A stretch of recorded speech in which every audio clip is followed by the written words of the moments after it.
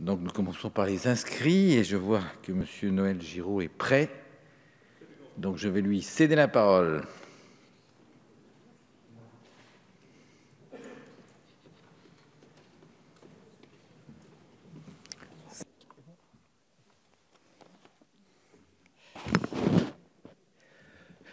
Monsieur le Président, Monsieur le Ministre, chers collègues, le 8 mars 2016, la Commission européenne a lancé une vaste consultation et présenté une première ébauche de ce qui doit devenir le socle européen des droits sociaux.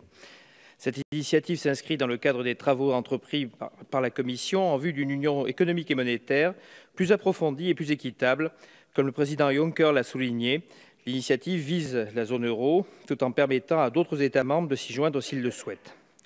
À cette fin, tout au long de l'année 2016, la Commission a engagé un débat avec les autres institutions de l'Union européenne, les autorités et les parlements nationaux, les partenaires sociaux, la société civile, des experts issus du monde universitaire et les citoyens. C'est alors que la Commission des affaires européennes de notre Assemblée a décidé d'y répondre via le rapport dont nous discutons aujourd'hui.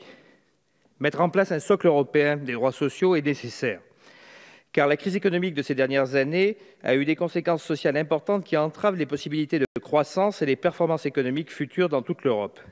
Dans le même temps, par son rythme et son ampleur, l'évolution en cours dans le monde du travail, combinée à l'évolution démographique, continue de transformer les conditions d'emploi.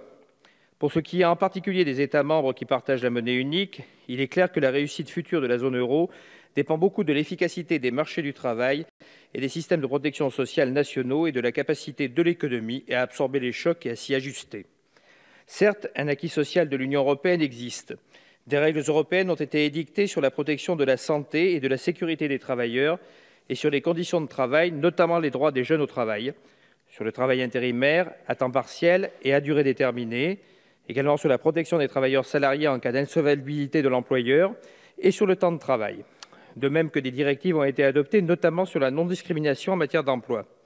L'acquis social de l'Union est également complété par des fonds structurels et d'investissement européens, et en particulier par le Fonds social européen, le FSE, qui apporte son aide chaque année à plus de 15 millions de personnes en les aidant à valoriser leurs compétences, en facilitant leur intégration sur le marché du travail, en luttant contre l'exclusion sociale et la pauvreté, et en renforçant l'efficacité des administrations publiques. Par ailleurs, la Commission a pris d'autres mesures dans le domaine social. Ainsi, au cours du mandat actuel, elle a davantage mis l'accent sur les considérations sociales dans la coordination des politiques économiques dans le cadre du semestre européen et dans ses activités visant à mieux légiférer. Et elle a mis en place l'initiative pour l'emploi des jeunes, l'IEJ, pour encourager la lutte contre le chômage des jeunes. Néanmoins, l'Union européenne reste aujourd'hui une grande zone de libre-échange entre États, dérégulée du point de vue social et fiscal. Il est consternant d'observer qu'à l'intérieur de l'Union européenne, le dumping social et fiscal est la règle. Cette concurrence absurde au sein de l'Union européenne dégrade les conditions de vie des citoyens européens, prive les États de recettes et sape les solidarités entre les peuples.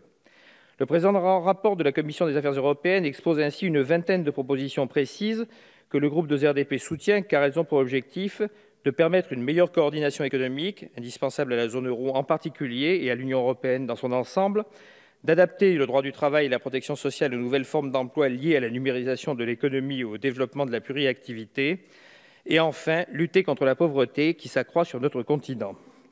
Les radicaux de gauche soutiennent tout particulièrement la mise en place d'une politique permettant la convergence des salaires, en commençant par l'instauration d'un SMIC dans chaque État membre, l'imposition de normes sociales au niveau européen et la mise en place de prestations sociales européennes. Mais comme le propose Jacques Delors, il faut aller encore plus loin vers l'Europe sociale. En premier lieu, par une convergence socio-économique au sein de l'UEM et de l'UE, réalisée notamment par des mécanismes de stabilisation automatique, en instaurant ensuite un véritable marché du travail européen, avec une mobilité accrue au sein de l'Union et des droits sociaux accessibles dans toute l'Europe.